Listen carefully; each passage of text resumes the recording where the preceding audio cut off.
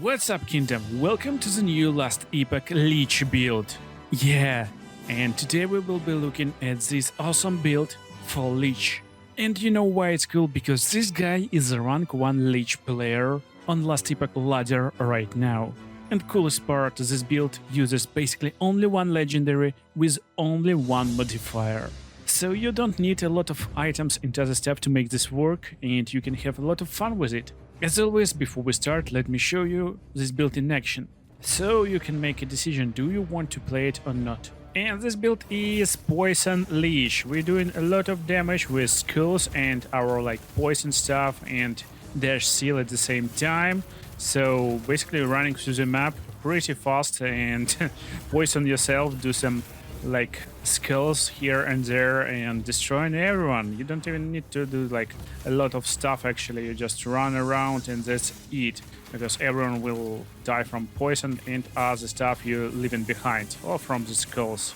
So you don't need a lot of control. It's pretty straightforward, fun play style, easy to understand and easy to play, but still very strong one. So if you're enjoying all these poison clouds on the screen and you want to experiment and have fun playing this build, then definitely stick around and see how this build is done. So let's see how he levels his skill, how we can make this build work. And we're starting with our awesome dash seal. So dash seal is basically lowering your health while giving you kind of protection and increasing your damage output. This means you need to keep it most of the time, if it's possible. Also, they're still doing damage by itself, and that's how we're leveling it. We're leveling duration, so right node, moratorium. We added 3 points here to increase duration by 3 seconds. And that makes sense because there still works for 5 seconds, it got 5-second cooldown, and increasing duration gives us ability to basically always keep their still on. We don't have it on cooldown even for a millisecond. Also, if you got any effects that drain your health, their still will prevent it, so soul stability is really nice and useful stuff. But this is not affecting effects from Reaper form and other abilities, so you can't cheat the game, guys. Still, we kept in this node anyway, just to get at least the quick and the dead haste on release. Basically, when it turns off, you get in haste, you get in some burst of speed, very useful stuff. And also because we will be using Wandering Spirits, we're leveling top node at the same time, so we need 2 points in necrosis. And this basically will take your ward and give you a necrotic threat chance, so pretty useful node too. But 2 points gives us access to Entreat the Damned. It will increase duration of Wandering Spirits by 3 seconds if you got their seal on. So useful stuff. And then we get in 3 points in Corrupted Concussionist to increase damage per missing health. So you get in missing health, you get increased damage. And their seal will remove your health. So it's kinda making more damage basically for the spell. And also we get in 3 points in Desperate Shroud to increase armor and give us more stun avoidance. Again, we're losing health, and now we're gaining armor basically. Effect is really nice, so look, right now I got 5k armor, and now with one click I get 8k instantly. And then we get 4 points in Boosted Presence. It gives you poison chance in percentage of your missing health, and that's basically Poison Lich build, if you haven't noticed. So poison is one of our main damage types. It will be necrotic and poison damage, and mostly over time. And also we got Deadlock. So Deadlock gives you ability to just lock your health below 33%. And this gives basically scaling and ability to do a lot of stuff with this spell.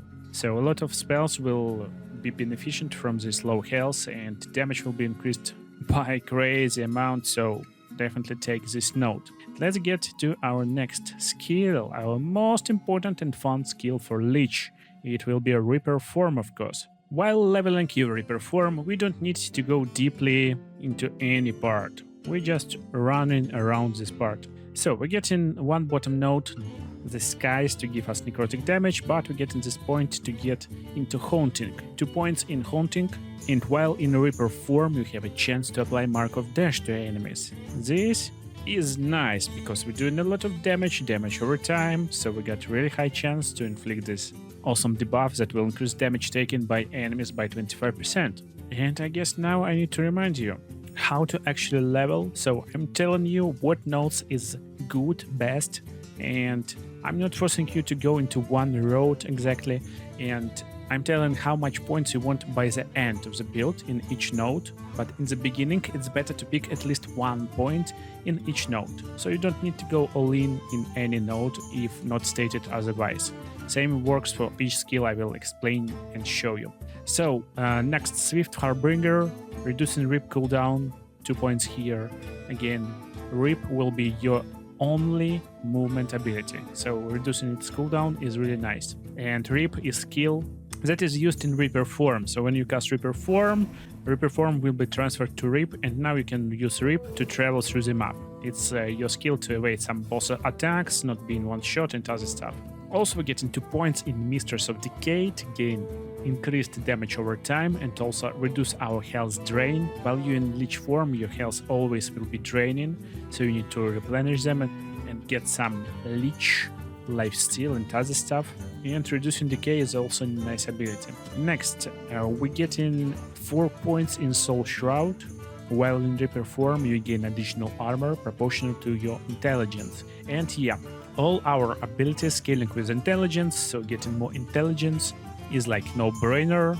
And with this node, we will get more armor, so we will be more protective in Lich form, in Reaper form, and that's very useful because in Reaper form we will be using dash seal and we will be on low health most of the time, so we need high armor to not be one-shotted. And also 1 point in Wild Shroud. While in Reaper form you gain additional necrotic and poison resistance per point of your intelligence, so getting resistance to necrotic and poison damage, really nice. Also getting 2 points in Sweeping Skies, that's maximum, and Rip will have more range, so you will travel for more distance. Again, it's our single movement ability, and yeah, we want this range. Also 1 point in Ghastly Flow to increase our move speed after we use a Rip. And this will work only while we are below half health. We will be always below half health with dash seal, so again, no-brainer. We need this 1 point here anyway, but we're taking only 1 point to go to the next node. 2 points in Reaper Curse. While in Reaper form, you deal increased damage and have increased critical strike chance, but lose health when you kill an enemy. So 50% more damage, but we're losing 1% health when we're killing someone. Not a big deal. We get 2 points anyway to get to dash scums quickly, to gain chance to get swiftness on kill. Swiftness gives you movement speed, so that's nice buff. We want to travel faster. And then we get 3 points in Rapid Destruction to increase our casting speed while we are in the Reaper form. And that's it for our Lich leveling. Let's go for Aura of Decay. It's Reaper form leveling, but I'm calling this Lich, yeah. So Aura of Decay, it's dodgeable aura. You basically can turn this on or off, and when it's turned on, it poisons enemy around you every second and leaves trail of decay that poisons basically enemies. And when leveling this skill, I recommend going downwards to Plague Red. It will increase area of this aura, and you need 4 points in this node. Then we get 3 points in Respite. You have additional poison resistance while this Aura of Decay is active, and when it's deactivated, you will gain more health regeneration. So when you're kinda in danger, when you lose your Reaper form by any type of damage, or maybe you just can't find enemies to leech from them, it can like deplete really fast. You just turn off this poison aura and have nice health regeneration on its own. And also we get in this node Bubonic Aura to give us plague chance. That's additional poison damage to them, so increasing damage is also a nice idea, but 2 points here. We want 1 point in Inoculation to get poison damage taken reduced by 5%, and also this 1 point here will give us ability to go to the next node, Vulnerability. Enemies within Aura of Decay area of effect have less poison resistance. We're doing a lot of poison damage, this makes sense. And also 1 point in Fume Weaver.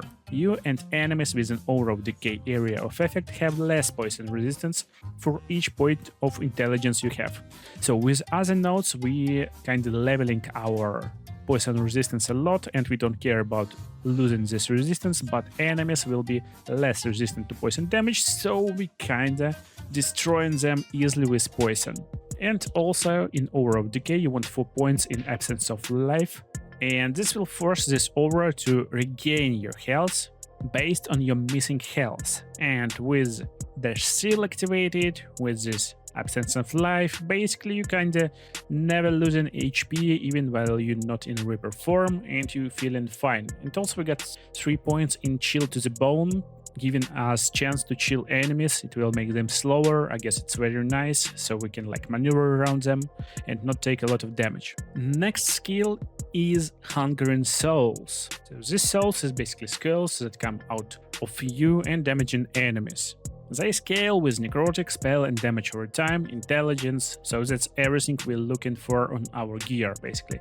Poison, necrotic, spell, damage over time and intelligence. More on gear in a second, but now let's see how we're leveling this skill.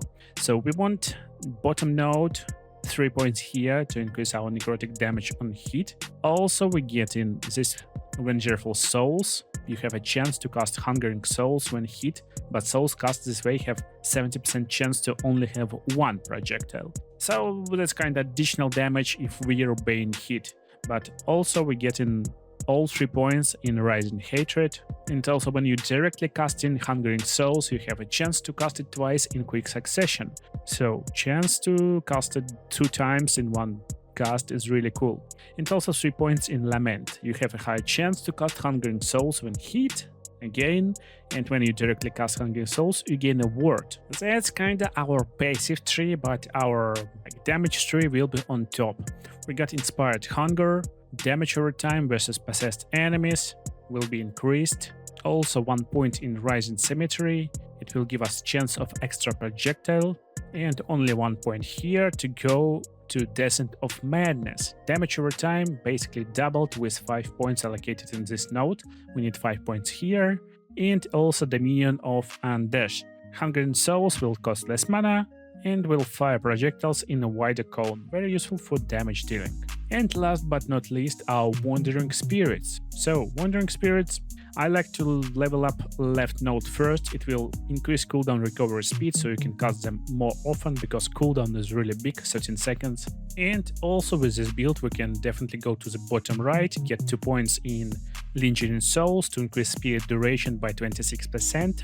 And then with these 2 points, we can go to the bottom node Infectious Death.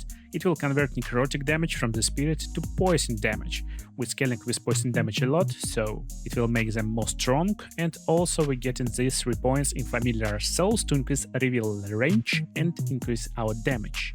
I mean, it's not increasing reveal range, it's decreasing reveal range, but basically when you cast it, they will be more closer to you, and this makes the spell more strong for our situation, especially because we like when enemies around us staying inside of Aura of Decay, taking damage, and we don't want them to be like far away from us. And this makes this node is really useful for this build. Also, we get into the right part, getting 3 points in Souls of Rage, which will give the spirits more movement speed. This means they can damage more enemies, and also it will increase their damage. 1 point in Poisoned Minds, damage will be increased to poisoned enemies and our damage converted to poison, so they will start do crazy amount of damage. And also Spectral Pursuance. Spirit have a chance to cast Spectral Pursuance at nearby enemies each second, and this projectile will 100% chance poison on hit enemies. So that's cool combination. And then we get in 1 point in Medium, increasing casting speed and mana efficiency, 2 points in Internal Haunt, adding time to reveal duration, and not reducing but increasing cooldown reduction, so we kind of taking back Spirit Swarm, but in late game that's okay. And then 5 points in Daunting Presence, increasing spirit size and area of damage in which spears doing damage. So that's kinda crazy, we're doing damage all over the screen, that's insane. Let's see our passives, how we're leveling this awesome Lich build. So we get 20 points in Acolyte. Basically when you start playing as Acolyte, you get in armor to be more tanky, and minion armor is really useful because when you level Acolyte, you will be use skeleton soldiers, maybe bone golems in early game, and also Forbidden Knowledge to gain intelligence and necrotic resistance. Then 4 points in Stolen Vitality to gain Vitality and increase minion health. Again, it will help you early game, but we just need 20 points to start leveling our Lich. And as you can see, we're leveling Warlock at the same time too. We don't need to jump to Warlock. First, we can start leveling Lich. So how I'm suggesting leveling these nodes? Kinda same as with skills. So you can start by taking levels in all nodes that you need to have later, but make sure to get enough points to go to the next node to level up. For example, you can start with just 1 point in Apocrypha, 1 point in Dance with Dash, then get like few points in Apocrypha, for example, and then start leveling Harvest Legions. You get in 1 point in Harvest Legions, getting back to Apocrypha, and basically like leveling up to the end. Then start leveling backwards.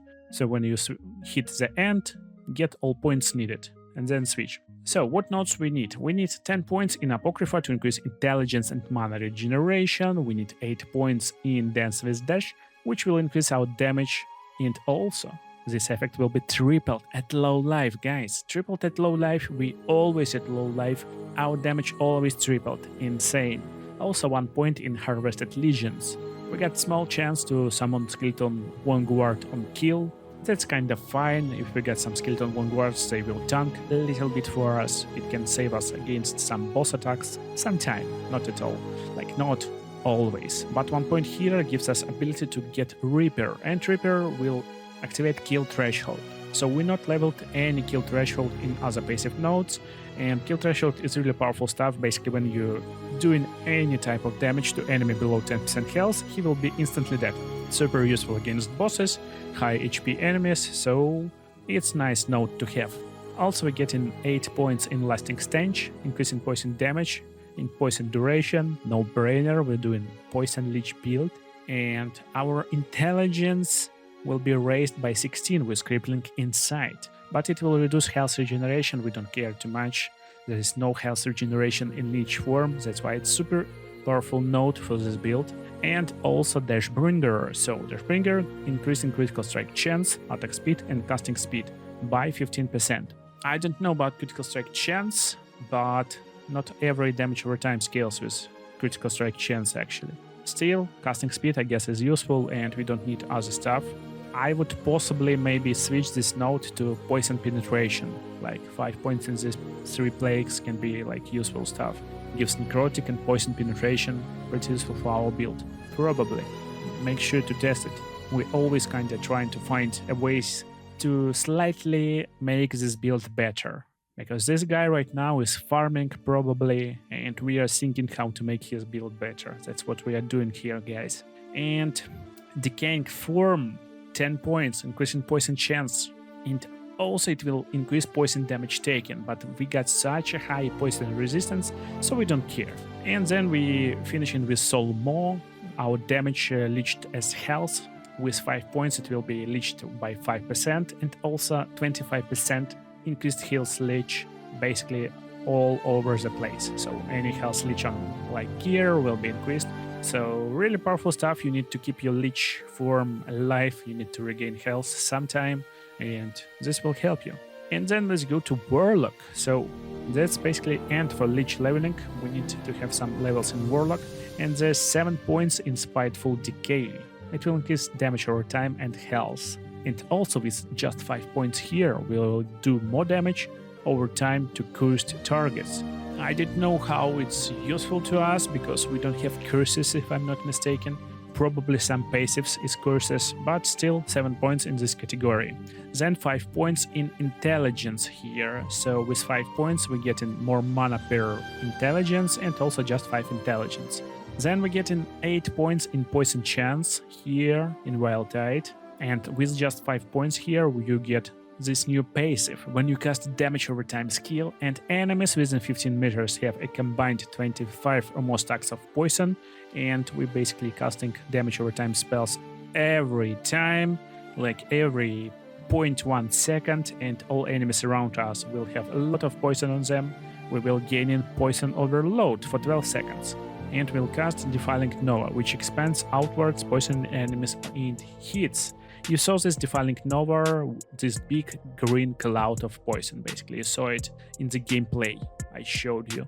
And also we're getting 8 points in Harrowing Armor, increasing our health and armor, and with 5 points we're getting this passive. We're getting more armor per curse on target. Again, we're not cursing targets, so I guess like passive is not really important. And Rancid Concoction, you gain a ward and mana when you use a potion. So using potion, you're regaining some mana, pretty nice. But with 4 points here, and we got exactly 4 points. Well, you have Poison Overload, and yeah, we will have Poison Overload. Using the potion spreads stacks of your poison from all enemies. So basically, when you kind of see this big green clouds, you can use potions, so you can like stand around potions, pick them up to automatically use.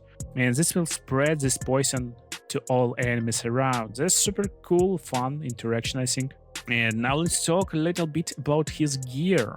So he got nice resistances, basically all resistances kept, and only poison resistant at 50%. I guess we don't care too much again about it. We got 3.4k health, 3.8k armor, and nice block chance. So he got nice block chance, and this effectively gives us 10k EHP with versus one shot physical damage, and 7k against other types of damage. So pretty nice stats, I would say, pretty nice stats for Lich. And let's just examine his gear. So unique legendary with only one modifier, increased poison damage, T7, so it's powerful, but this legendary will convert current health to worse and gives you more level to necrotic spells. Also will give you more strength and increase your casting speed. So pretty nice legendary. What armor this player have? He have just yellow armor with more armor, more maximum health gained as endurance. Also he got +2 levels to Reaper Form modifier, levels to Wandering Spirits modifier, more armor and reducing bonus damage from critical strikes, and 17% increased health. Very powerful modifiers, so really nice armor. And let's start from the bottom actually. So Citadel Boots gives armor movement speed, reducing damage from critical strikes, increasing movement speed. Modifier, other modifiers is Vitality, Hybrid Health with health and increased health, increased armor, and locked +2 intelligence. That's funny. So gloves, Eternal Gloves with armor mitigation, also applied to damage over time. That's very nice stuff, so it's useful gloves. And here I'm like explaining you what modifiers this player using, what inflicts on items this player using, and you may just find kinda uniques with almost same modifiers and inflicts and just swap them. So let's see what this player actually using. He using increasing area for area skills.